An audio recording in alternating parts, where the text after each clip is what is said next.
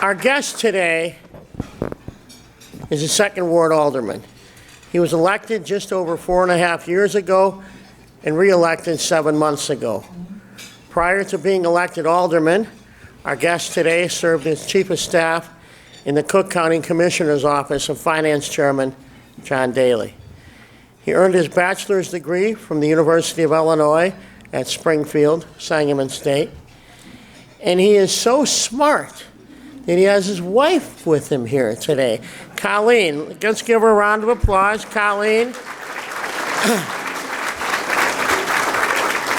Being the spouse of a candidate or a public services servant is probably the toughest job I could think of, so we salute you, Colleen. He, not only is his wife here, his mother is watching us on live stream, and his, let's see, your mother's family is here. So Colleen's mom and her family are here. Now, where are you? There you are. Stand up. Give them a round of applause. Thank you very much. Thank you. I think it's always impressive because being in public service is a family affair.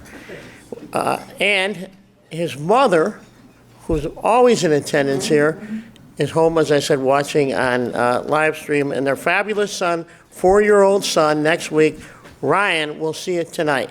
Ladies and gentlemen, Alderman Brian Hopkins. Brian? All right, Your Honor. Thank you, Jay. Thank you so much, Jay. This is my 4th City Club appearance, my 3rd time keynoting, and it's as much an honor this time as it was the first time. Really, I can't say enough to the board of directors of the City Club.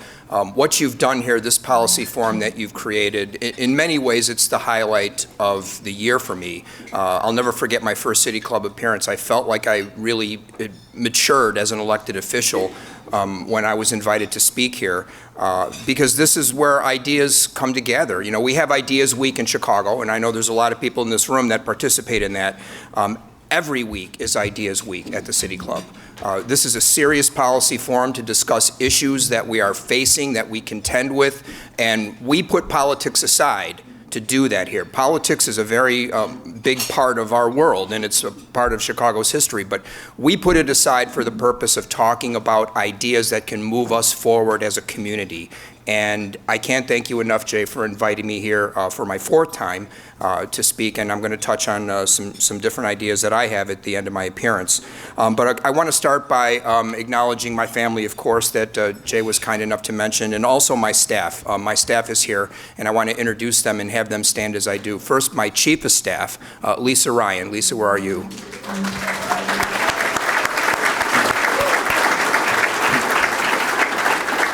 Lisa's been with me since day one and has had a variety of titles. Her current title is Chief of Staff, and that's going to be hers for as long as she wants it. Hopefully that'll be a long time. I also have with me my Policy Director, John Guillahan, who's also been with me since day one. John, please stand.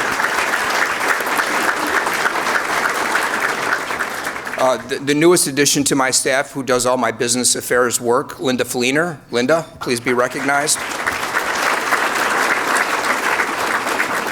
Now, I have a former chief of staff who is with me and is currently back on my staff, not in the chief of staff position. He does all my social media and does a lot of my community affairs. He was also, interestingly enough, one of my opponents when I ran for this office in the first place back in 2015. Steve Nikotopoulos.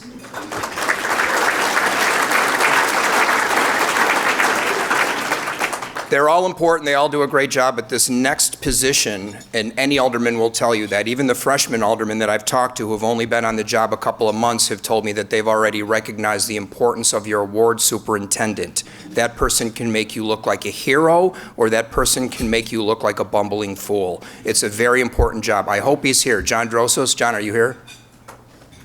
He couldn't make it, but let's give him a shout out anyway. Hopefully he's either at home or he's out in one of the alleys right now setting some rat traps. I have another former chief of staff. As you could see, that's a busy seat with a rotating body. I have a former chief of staff who is with me. He currently works in New York City, but he does a little consulting work for me too. Christian Ficara. Christian, please stand.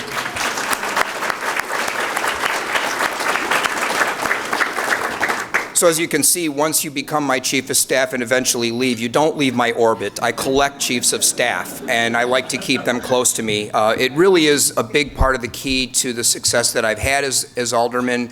I didn't have an opponent in the last election, and I truly believe that the effectiveness of my staff, the way the ward office runs, is the reason for that. It's because we respond to every request. We try our best to satisfy the residents of my diverse ward, and there really weren't a whole lot of legitimate complaints out there as far as the nuts and bolts of the way a neighborhood is supposed to be run. So I give my staff all the credit. Thank you guys. You make me shine. You make me look good every day, and I can't show you enough appreciation. Thank you for all you do.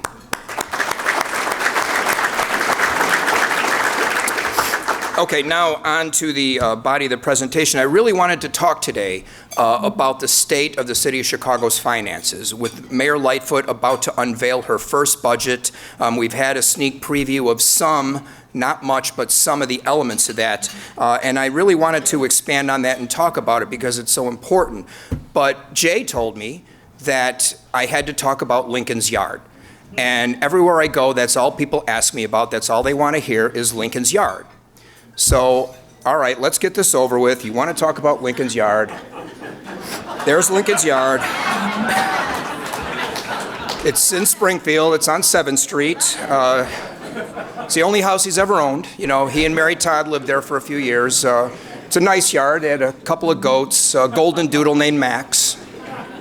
I have nothing more to say about Lincoln's Yard. There it is. So let's move on to the budget, shall we? Now, as you can see, and as you know, we have a structural deficit. Mayor Lightfoot had identified that early on. By the way, she assembled what I consider to be a top-notch fiscal and budgetary team. And one of the first things that they did was try to get a handle on exactly what the structural deficit is and what the source of this imbalance between our revenue and our spending is, so she could address the causes. So this was in the first briefing that we were provided. The structural budget deficit is $838 million. But what I want to highlight on this chart, though, is revenue is up. It is projected to increase this year above even our most optimistic projections next year too. So revenue is growing. It's growing at a rate that outpaces inflation. In fact, for the past 10 years, our revenue in the city of all sources has grown by over 20%, outpacing inflation and all the other indexes. Expenditures and debt is another matter, and that is the focus of this chart. What this chart doesn't tell you is that we're now up to $27 billion in total long-term debt. In that same 40-year period, that revenue has increased by 20%, our accumulated debt has increased by 40%.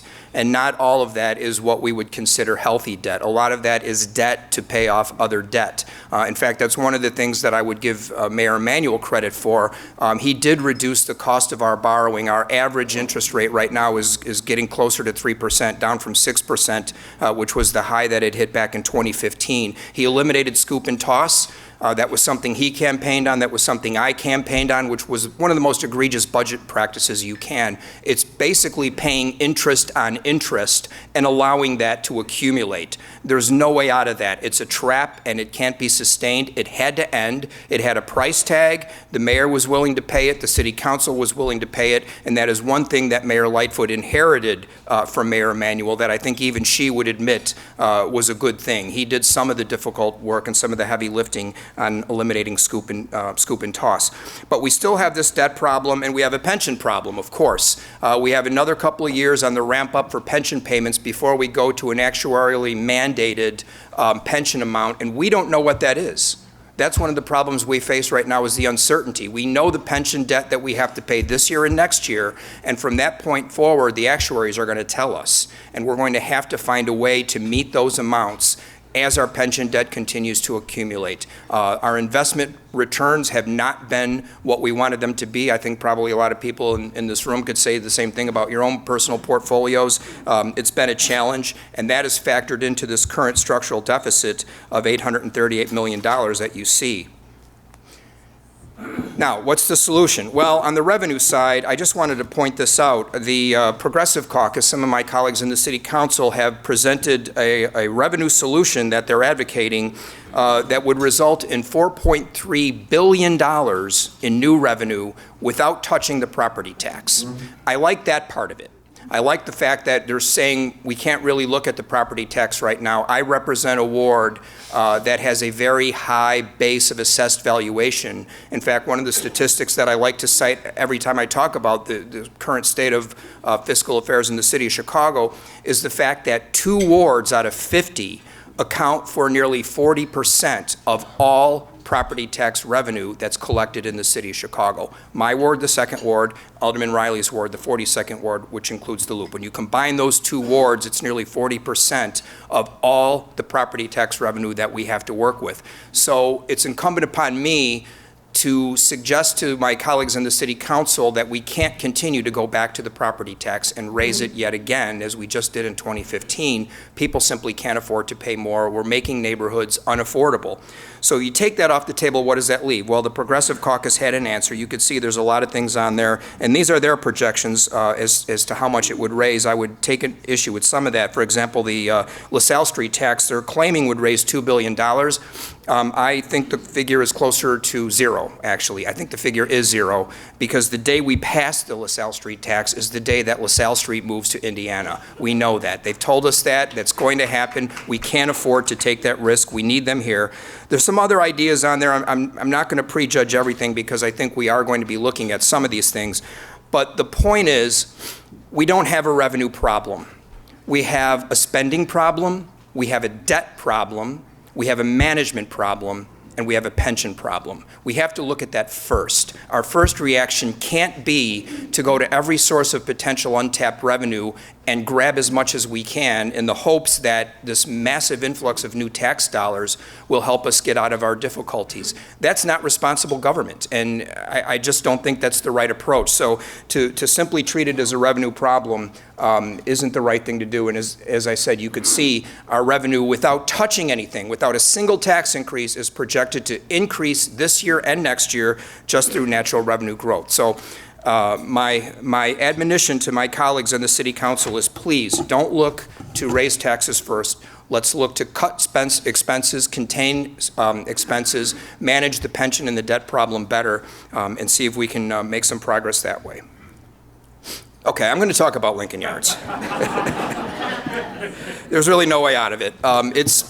It's consumed my life, really, for the past 2 to 3 years. It's been just an all-encompassing, issue that has demanded everything I've ever learned in being a public servant. There was a couple of members of the Daley family here. Mike Daley, Patrick Thompson is here. All the things I learned about public service working for the Daley family all those years helped me and helped prepare me for what ultimately is a intense focus on trying to do the right thing when it's not always clear what that is. In a complex, dynamic environment, it isn't always clear exactly what the right thing to do was. And I started off by being open-minded. I was not necessarily going to approve what ultimately became Lincoln Yards. Some people think it was a done deal. I hear that all the time. I know it wasn't. I know that because I lived it, and I made my decision early on. I was going to allow the process to play out.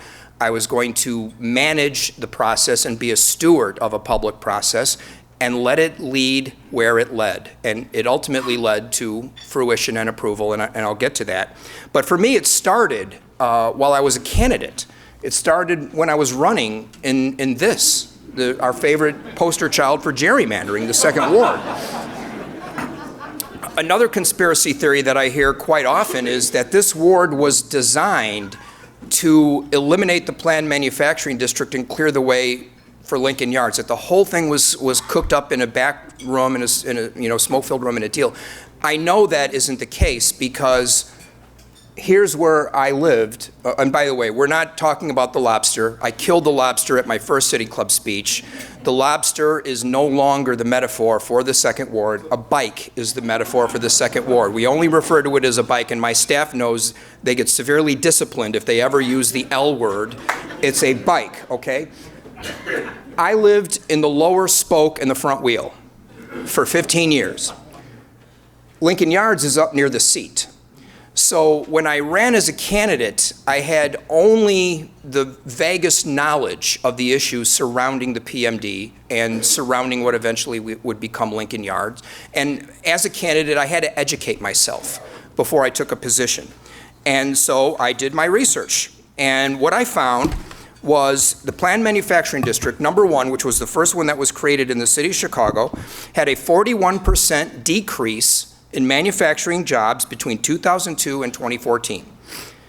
Industrial land use, when the PMD was created in that area, 73% of the land in the North Branch corridor was industrial. By the time I ran for that office as a candidate, that figure had dropped to 23%. It appeared to me that the decision was made for me. Market forces made that decision. The PMD had done some good things over the years, but it had run its course, and it was time for it to go. And I took the position as a candidate that if I was elected, I would eliminate the Planned Manufacturing District and open up the area to mixed-use development. That was a controversial decision. There's a lot of entrenched interests that didn't want that to happen, but I felt it was the right thing to do, so I took that position publicly and felt it was time to live up to that campaign pledge when I got elected. That's how it started for me. Little did I know what it would lead to. But the first thing I did, trying to live up to that pledge, was I had a design charrette in May of 2016 at DePaul University. And we got the DePaul grad students at their School of Sustainable Urban Design involved in it. They did an outstanding job. We got over 200 people, mostly just residents, people in the community who were concerned. At the time, Finkel Steel still hadn't even been sold. Lincoln Yards didn't exist, even on paper. No one had envisioned it yet, but we knew something was going to happen there because we were well on track to eliminating the PMD and changing the zoning. So I got everybody I could together in the same room and said to my residents, what do you guys want? What do you want to see happen in this now vacant parcel of land? And as a result of that process, the grad students who oversaw it prepared a report, and we have 6 recommendations that came out of that design charrette. 6, and you can see them here. Expanding the 606 trail, building a new transit hub, creating jobs, a new north-south bridge over the Chicago River, traffic improvements, and new parks and open space. Again, this is long before Sterling Bay even appeared on the scene as owners of the Finkel site. Well, we did it. We're expanding the Bloomingdale Trail. As part of the plan development that is passed for Lincoln Yards, the 606 trail will be extended over the Kennedy, the Metro tracks, and the Chicago River, opening up commuting opportunities to that 3-mile bike trail that is so wildly successful. Half of it will be paid by TIF, and the other half will be paid by Sterling Bay out of their own funds. So we did it.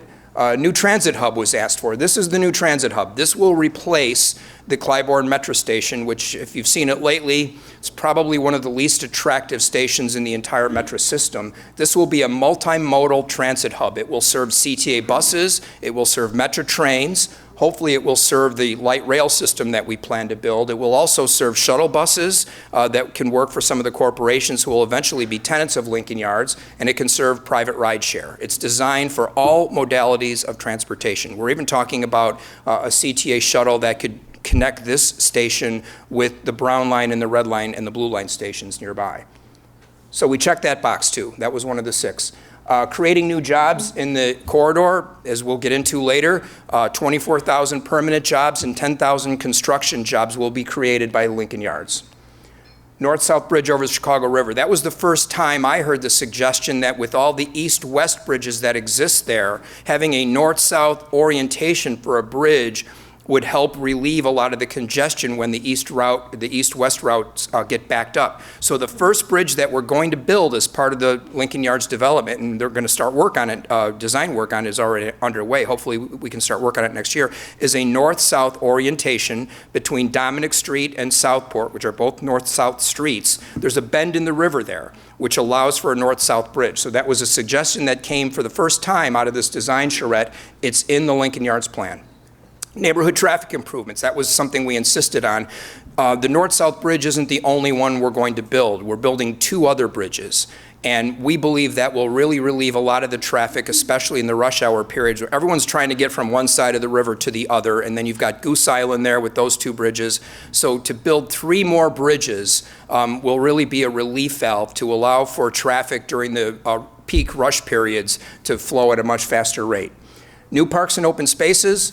The framework plan called for a 12-acre park to be built somewhere in the North Branch corridor. We're building 11 of that 12 acres just in Lincoln Yards alone. And it's going to have recreational opportunities. There's soccer fields that are already there. I'll get into that a little bit later in the presentation.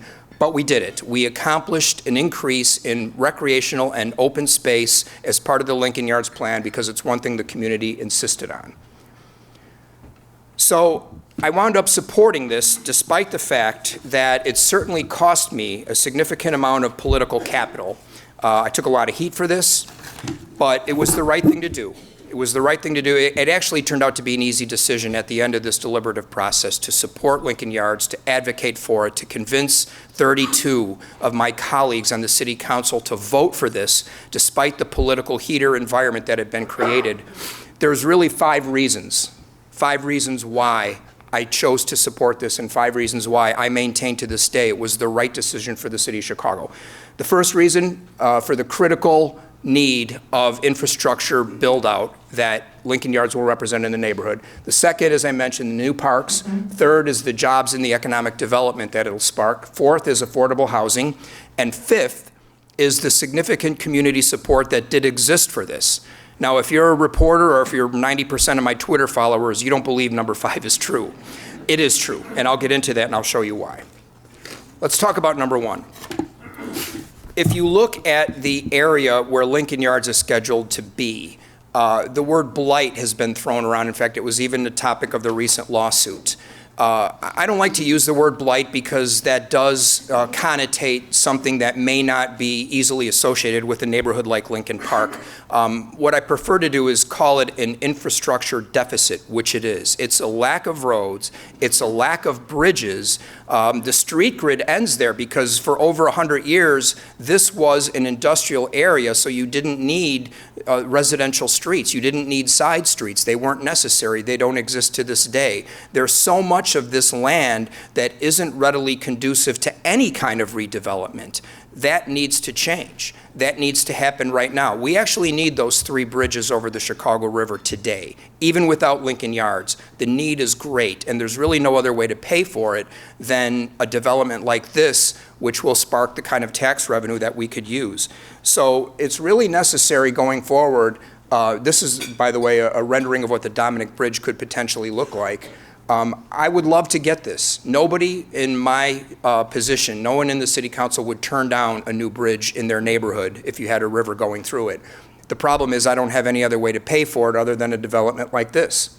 This is something else we need today, immediately. It's the untangling of the notorious Elston-Armitage-Ashland intersection. We recently did this to Elston and Damon. It decreased travel times by 60% through that intersection. Wildly successful. The same type of engineering challenge exists here, and the same type of solution is readily available. Again, no other way to pay for it.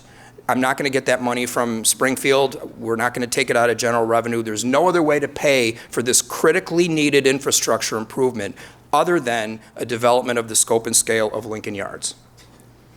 Here's a listing of some of the other things that Lincoln Yards will pay for, the additional bridges, the river walk. Right now the condition of the river is appalling. It's chunks of broken concrete and mud washing into the river with every rainstorm. And we need to improve that too. As we know now, the river is our second lakefront. It's really become a gem. It's a tourist attraction and people value it in a way that they didn't years ago. This is one stretch of the river that's in desperate need of renovation, and Lincoln Yards will provide the funding to pay for it. Parks and open space, as I mentioned previously, we have a commitment for an 11-acre contiguous park that will be built. Fleet Fields, the soccer stadium, is already open, and it's a huge success. We've got high school, Chicago Public High School teams are playing there. Girls in the Game is practicing there. We have open field time where I take my 4-year-old out there and we kick the ball around. It's a huge success. And the community has already embraced it. We're very excited about the future. That's just the beginning, but Parks and Open Space is a key integral part of this plan. You could see here the south part on the river, and then the north part, which will have some passive opportunities. But that is an 11-acre contiguous park separated by a river, and that was something that the community insisted on, and I'm delighted that it made it into the plan. 606 Trail, I already mentioned. There's some engineering challenges there, getting under the Kennedy and over the Metro tracks. It's not going to be easy, but it's possible, and the designers are currently working on that right now. Citywide economic impact. This is a $6 billion project. This is really going to move the needle in the city of Chicago. Those 24,000 jobs that I mentioned, those are jobs for everyone. Jobs for everyone. There'll be jobs that require, advanced degrees and PhDs in engineering. There'll be jobs that require a high school education. There'll be jobs for the city of Chicago here. And this is what we need. This is what we need to move our city forward. 10,000 construction jobs with 30%, 10% MBEWB, which Mayor Lightfoot successfully negotiated as part of the deal to get her support. There's really very little that can have such a measurable impact on a regional economy like Chicago. Projects like this, projects like the 78, they're at that level. And it's important that we embrace them. It's important that we tell the entire world Chicago is open for business. Chicago is willing to take these bold ideas, as we always have been, and improve them and incorporate them into what we do, because ultimately we all benefit from it. Now, here's probably the biggest benefit. This is the current site, and that's their current tax bill. $6 million a year in property taxes. In the total budget, that's basically a rounding error. That's what it could be, $170 million a year at full development. Now that figure is a projection, and I actually want to give a shout out to Tribune reporter Hal Dardick, who, Hal, are you here? You in the room? He wrote a good story. I can't say I agree with the premise of some of it, but it was an accurate story. It was a fair story, and he did his homework and he did his research, and he used a formula to come up with that figure. That's a projection for at the end of the build-out of Lincoln Yards, which is at least 10 years in the future. What will the tax bill be for that parcel that's currently $6 million, $170 million? What's going to happen to that tax money? At the end of the TIF, it goes into the general fund. And hopefully the TIF is not going to last 23 years. We'll get into that. But there's no way to get to $170 million. There's no way to get from there to there without building it. Without building it. If I had said no to Lincoln Yards, what would happen? I don't know, but it wouldn't be $170 million of value for the entire tax base of the city of Chicago. Affordable housing was another reason. Since the ARO, the Affordable Housing Ordinance, was created 12 years ago, the total number of housing units that ordinance created in 12 years is a little over 800. And some of those haven't been built yet. They're still in the pipeline. With one project, we're building 800 units with the possibility for 300 more. 600 of them will be on site in Lincoln Park, an area where there's no question we have a severe shortage of affordable housing. This one project more than doubled the number of affordable housing units mandated by the ARO ordinance in 12 years. Again, if you want to move the needle big, you have to think big, and this project did it. I want to give special credit to Alderman Burnett, who is one of the strongest and most reasonable affordable housing advocates in the City Council. He helped us come to this compromise, and he's the one that pushed for us to double the number of units that we were going to build on site. They didn't have to build any on site, by the way, and we started out saying 300, and with Alderman Burnett getting involved, he negotiated a better deal, and we've got 600 units that we'll be building on site at Lincoln Yards. So the fifth reason that I supported it was, so did a lot of other people. Believe it or not, despite what you might have read in some of the news accounts, there was a lot of support for Lincoln Yards, including, thank you, the Chicago Tribune editorial board. We support Lincoln Yards. They said it. Now, at the same time, I will grant you, they wanted more time to consider it. They didn't think we should have voted on this in April. The reason we voted on it in April is because I'm a member of a legislative body. My job is to pass legislation. We had the votes in April. That's why I did it. It's really that simple. We probably wouldn't have had the votes in May or June. Who knows? We had the votes in April. I passed it in April. The Tribune supported it. Enough said. Who else supported it? Cranes. Cranes supported it. All these guys supported it. Credible organizations that I think are represented by the people in this room. They called me. They sent me email. They sent me letters. They told me why it was important to them. They told me why this was the right thing to do. They told me they wanted me to pass Lincoln Yards. I didn't do this by myself, and I wasn't defying logic. This was the right thing to do, and many, many civic leaders agreed that it was. So did my voters. I did a poll. I did a poll in my ward. 42% of my voters in the second ward had a favorable opinion of Lincoln Yards when we asked them.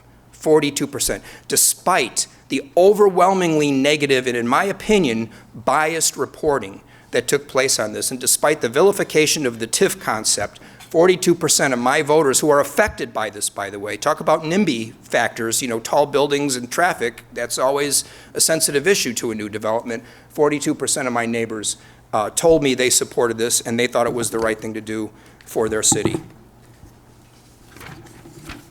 All that together led to the conclusion that it was the right vote for me to take, and it was the right vote to push for. Now that brings us to today. We have work to do, and Sterling Bay and their contractors have been doing it. The site, after 100 years of industrial use, you can imagine the condition that it was found in. So far, they've removed over 25,000 tons of highly contaminated soil.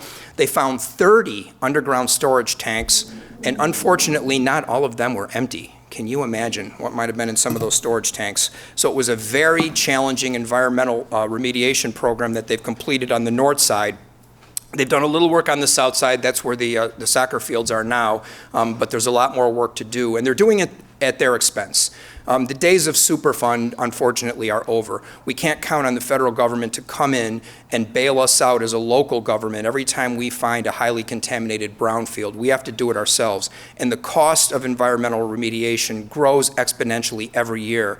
It's not an easy thing to do, and we no longer have readily available public financing sources for it. It has to be done with private money. It's important to do it for future generations. We've got to clean up the mess that was made by those who came before us. Again, I can think of no other way to find the money to pay for this needed environmental cleanup other than through a private development of the scope and scale of Lincoln Yards. They're working on what's called the 360 Jobs program in conjunction with Related Midwest and some of the other developers. This is designed to really enhance the minority participation in this program. As I mentioned, the mayor significantly increased the minimum bar for minority participation to such a degree that there are those who tell me we don't have enough minority contractors right now in Chicago to do the job. Even if we hired all of them right now, we'd still be short hands and bodies. So this is to seed some new companies, to give people the training that they need and the background that they need to get them ready to go to work, because we're going to meet those minority hiring goals. We're just going to need to bring in some new people in order to do it, and I would argue that's a good thing. I mentioned the soccer fields that are up and running. It's a citywide program. There's kids from all over the city of Chicago who are playing soccer every day at Fleet Fields. And that's an important point, because I've heard, well, we don't want to build a park just for Lincoln Park. They don't need it. Well, we all need it, right? There's no Trumpian wall around Lincoln Yards. It's open to everyone. In fact, we're inviting participation from some of the neighbors that don't have the same opportunities that we have in Lincoln Park. We want to share this with them. It's as much for them as it is for us. And if you go out there today, you see kids from Chicago public schools all over the city enjoying this asset. And I'm very proud of that.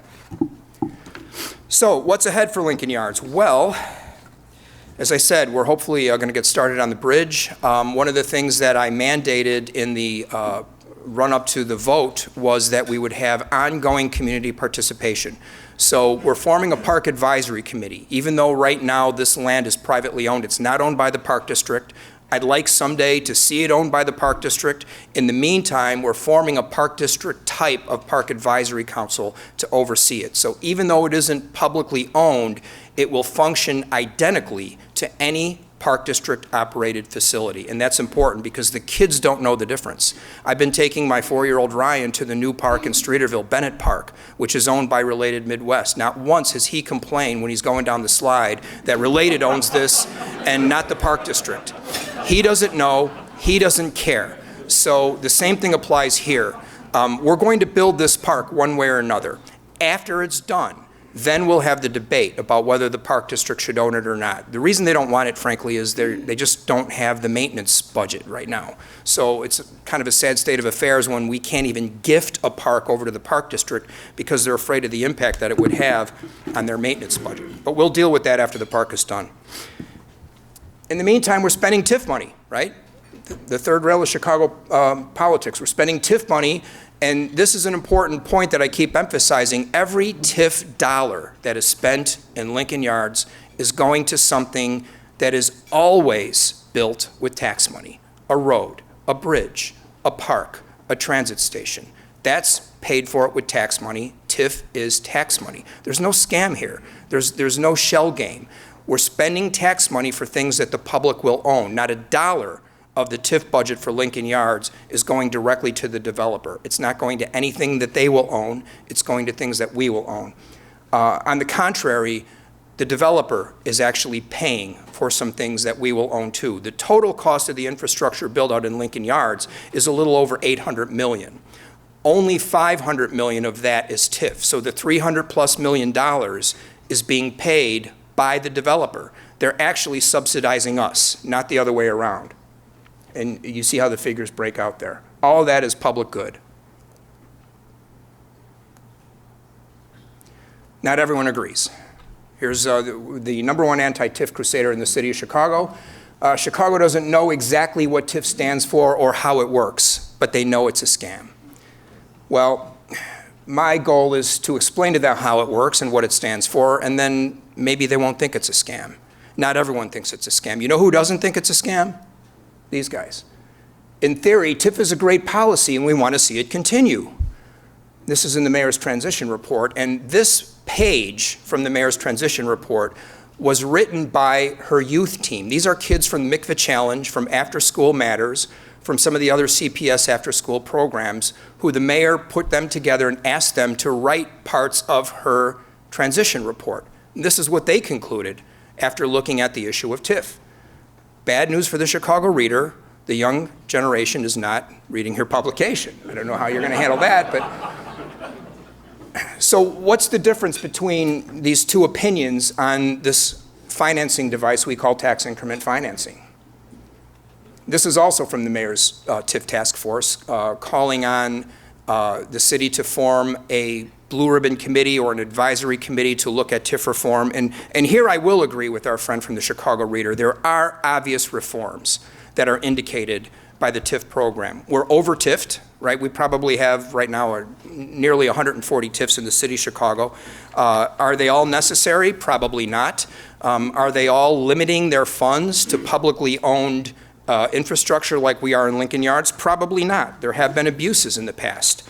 So we need to talk about TIF reform, and I've asked the mayor if I could be on this advisory committee. After the experience I just had, I feel like I'm uniquely qualified. I've become, the poster child for TIFs, so I might as well get some good out of that. And I do have some ideas about TIF reform going forward. But here's some things that TIF has built recently that I think we can all agree are good things. I think we can all agree we want these things. We want a new bridge over the Chicago River. I mentioned the example of untangling a 6-way intersection, which we did with TIF money just a little bit north of the Lincoln Yards site. The Green Line Station and rapid transit improvements. All of these things are necessary, and they're paid for with TIF money. Here's what the Civic Federation has to say, and I think this is an important point. Hopefully this will help end the debate once and for all, because the Civic Federation is a highly respected organization. TIF does not freeze or take away tax revenue from overlapping governments such as the Chicago Public Schools. This is because tax-capped governments set their levies independent of taxable value, mostly basing annual property tax increases on inflation instead.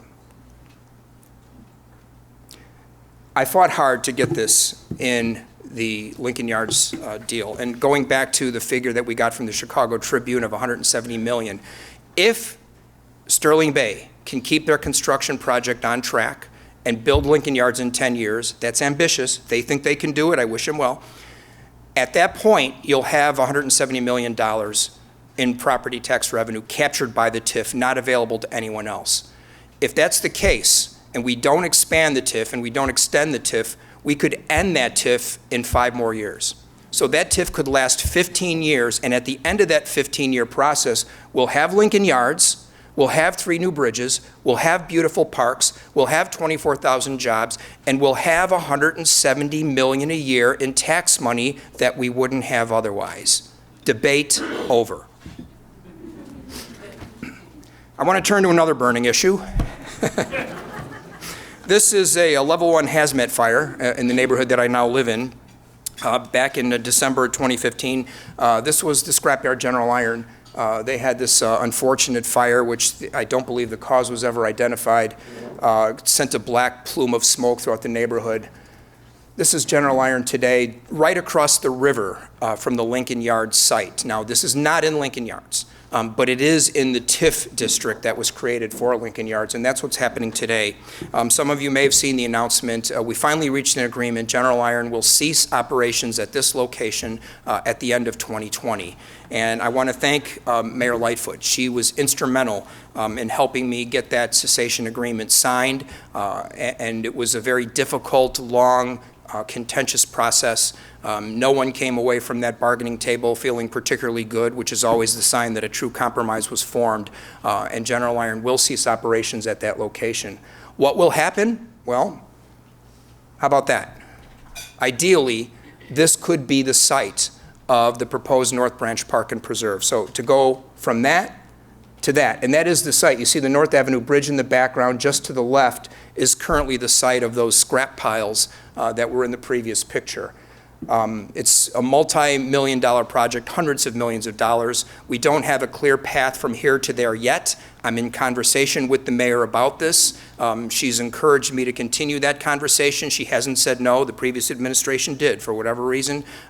So it's a new day, and that's another thing that I'm very encouraged, and I want to publicly thank the mayor for being open to this idea, because to turn the site of a former scrapyard into something as beautiful as this, and again, that's where the piles currently exist along the river, would be one of the greatest gains that we could possibly have in the city of Chicago. Now, going back to TIF, we have approximately $400 million of available space in the TIF budget that hasn't been allocated yet.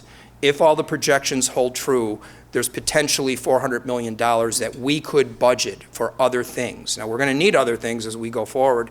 Could this be one of them? It could. The possibilities are there.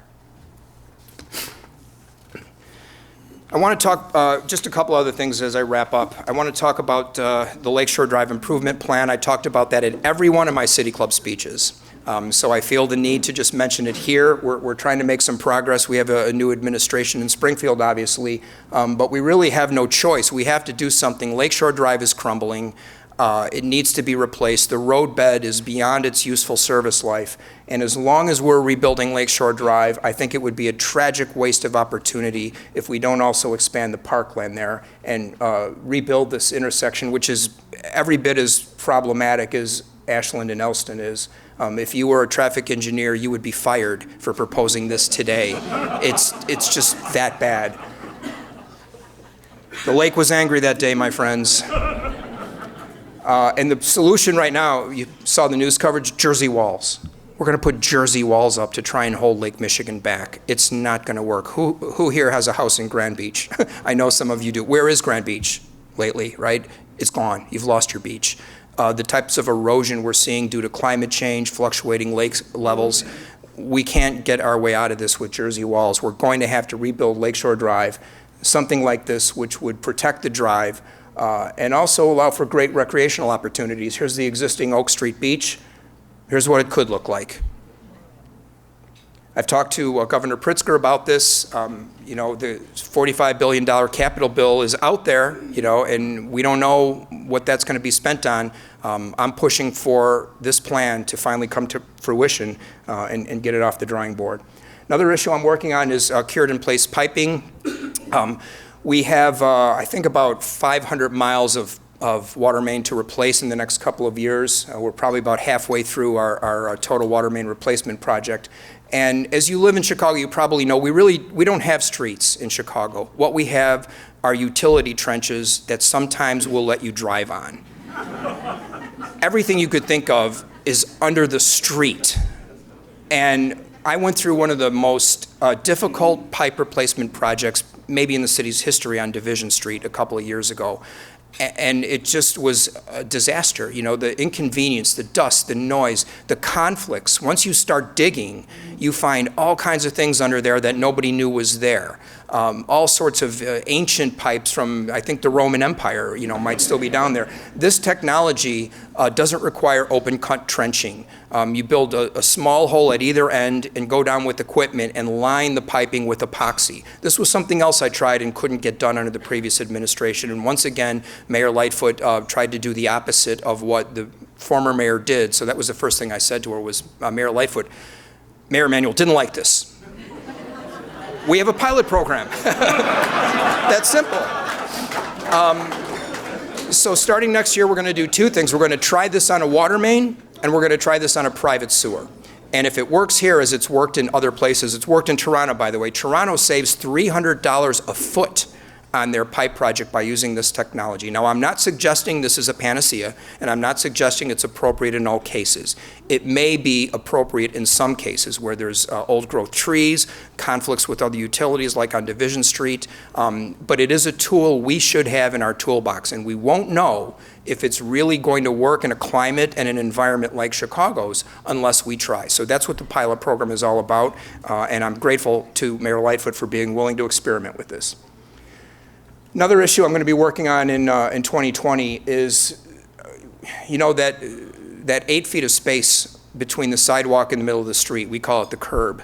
It's changed. It isn't what it used to be. It's a loading dock. It's a bike lane. It's a place for Uber and Lyft to sit there with their four-way flashers on. It's a lot of things. It should be utilized for travel in many cases. Chicago Avenue is an example of that. With the One Chicago development, we have to redesign Chicago Avenue in its entirety between Michigan Avenue and Orleans Street. We need that curb space. We can't have people illegally obstructing it. We can't have cars blocking it. We have the bus link lanes downtown. They're not working properly because of driver behavior, because people block it, people park in it illegally, and people use it for everything except what it's supposed to be used for. This is from New York. This is camera technology that they're using to enforce parking restrictions. It's time for us to get over our stigma about camera enforcing. We know what happened with the red light scandal. Everybody remembers that, but that was years ago. That company isn't even around anymore. They've reformed and executives are long gone. So this taint that we have around using cameras to enforce traffic laws has to change. We need help from Springfield on this. Driver behavior can change. People need to know they can't illegally park in a bike lane. There's, I want to give a shout out to Christina Whitehead, who started an organization called Bike Lane Uprising. And what they're, I think I was the first alderman that she met with. What they're doing for bike lanes, we need to apply that to the curb lane all over the city. Traffic is no longer flowing the way it was intended to, partially because of the popularity of rideshare. But we have to fix this. We have to fix this. And changing driver behavior is going to be key to doing that. Video enforcement could be a big part of the solution. And I'm not looking for revenue, by the way, when I say that. Ideally, we'd have a video enforcement system that really wouldn't generate any revenue at all because everyone would be afraid of it. They wouldn't want to park their car in a bike lane. They wouldn't want to turn the curb into their loading zone because they know that they'll be fined.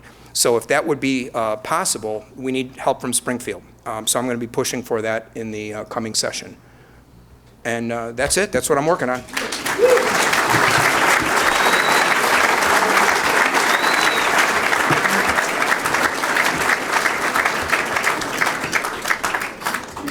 So the next time that we have Alderman Hopkins come, we're starting like at 11:30. And only because he has so much to talk about.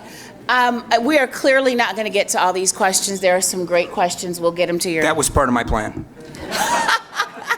Well played again, Alderman. I'm going to have you read that question, and I'm going to ask you a couple while you're reading that one. So I only have time for a couple, so don't get too comfortable here. Mara Georges asks, is the Alderman going to seek to change the shape of his ward in the next redistricting? As the poster child for gerrymandering, I constantly remind people, I didn't draw it, I just ran in it.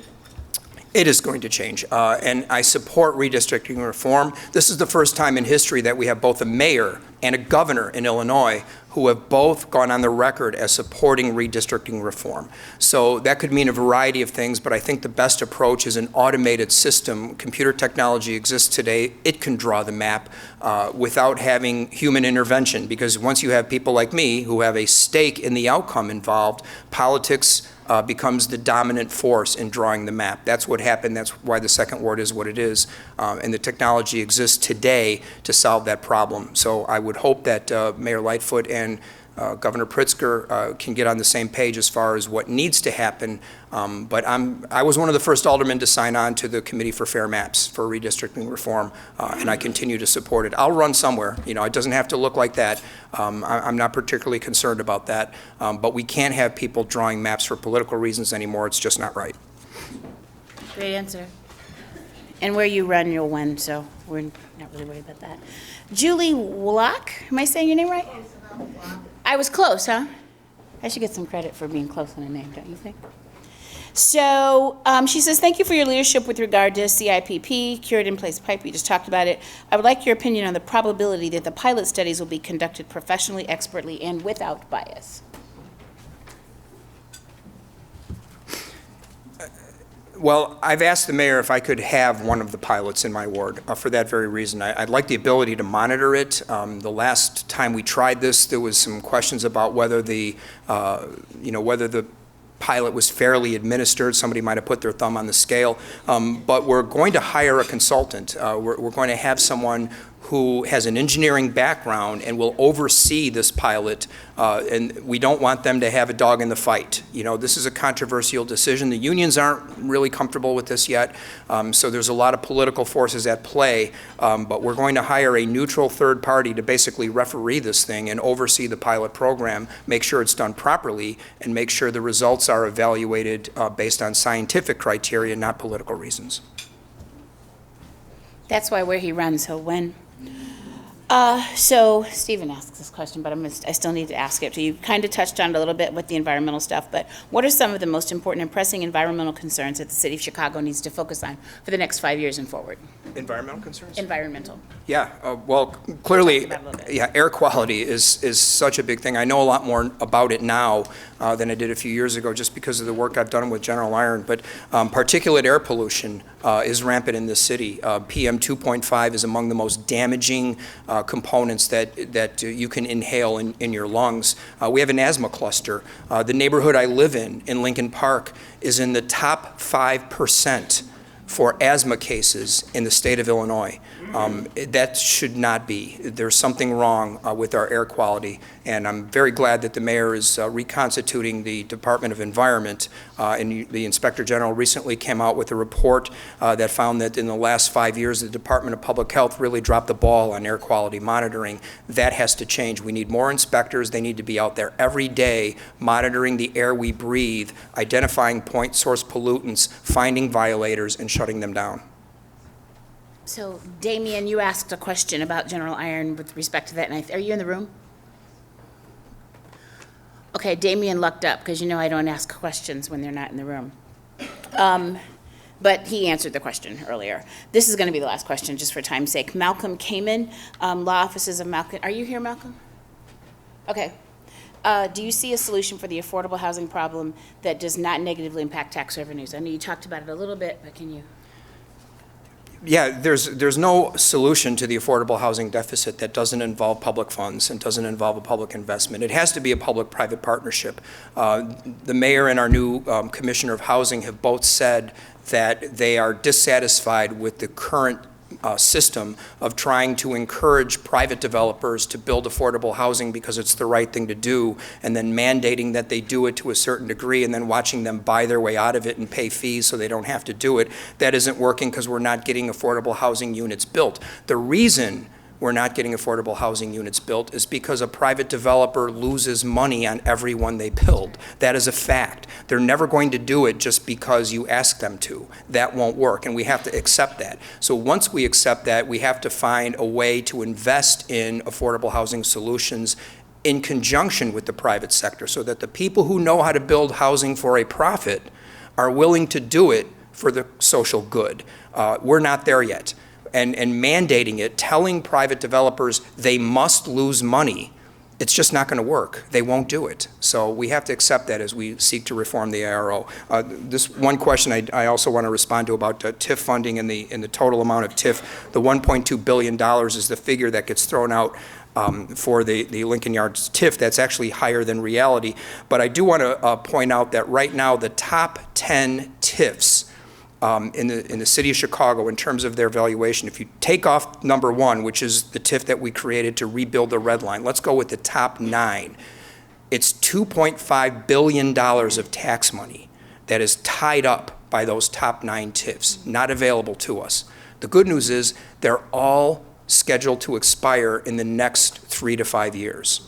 If we let them expire, $2.5 billion will flood back into the tax base for all of us to use for the schools and every other purpose. So part of TIF reform, I think, needs to be that we don't continue to extend TIFs. 23 years is a long time. If you can't accomplish your redevelopment goals in 23 years, you're doing something wrong, you're using the wrong tool. Let those TIFs expire and let that money go back into the tax base. So, thank you.